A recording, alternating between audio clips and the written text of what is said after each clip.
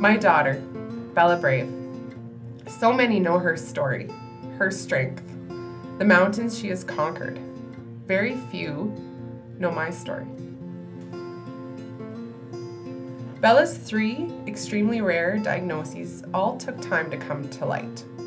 And when they did, it was with the words, "I've never seen this before." A rare bowel disease called Hirschsprung's, severe combined immunodeficiency, and a form of dwarfism called metaphyseal chondrodysplasia. As more complications and rare diagnoses showed up, the light that meant going home continued to fade. At 11 months, it was identified that she needed a bone marrow transplant to survive. It was already a miracle she survived this long. After 1 entire year of living in hospital, we found out we must prepare for another. This would eventually lead to my own diagnosis. That news could have been a breaking point, but it wasn't. The Children's Hospital became my security blanket. Living a province away from home became more comfortable, and I continued to morph into a medical mom. Slowly, it was going home that became the fear. I became accustomed to functioning in the hospital world. My comfort zone was being surrounded by medical professionals who I had seen save my daughter's life again and again. And I began to wonder, how could I ever pull myself away from my air supply, my daughter's lifeline? By year 3, I had seen my daughter survive septic shock twice, 17 surgeries, a bone marrow transplant, and countless scarring medical scenarios. Faith, prayer, and the support of my husband, family, and friends kept my head above water. But when we finally heard the words that it was time to go home, I was excited and extremely nervous. It wasn't until 6 months later the flashbacks began. I was locked in a moving vehicle in the middle of traffic.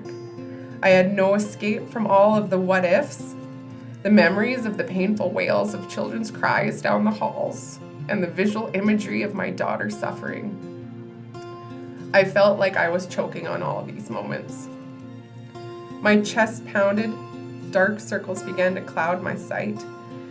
My sweaty hands slipped from the steering wheel, and I barely managed to pull over while my fingers fumbled for the cards my mental health nurse provided me a month earlier. It was that meeting where she was shocked to learn that in all my 3 years living in the hospital, there was no mental health support offered to me, the mom. I had no psychologist to talk to, no tools for coping. Sitting in the car on the side of the road, I could hear my body tell me, "You need to stop holding it all together or I'm going to force you to fall apart." Over the next 2 years, the triggers, flashbacks, cruel medical mirages were all a constant companion. I became what I feared most, incapable. Paralyzed, frozen in fear, the hand of complex medical PTSD gripped tightly around my throat. But slowly, I've started the process of teaching myself to breathe again.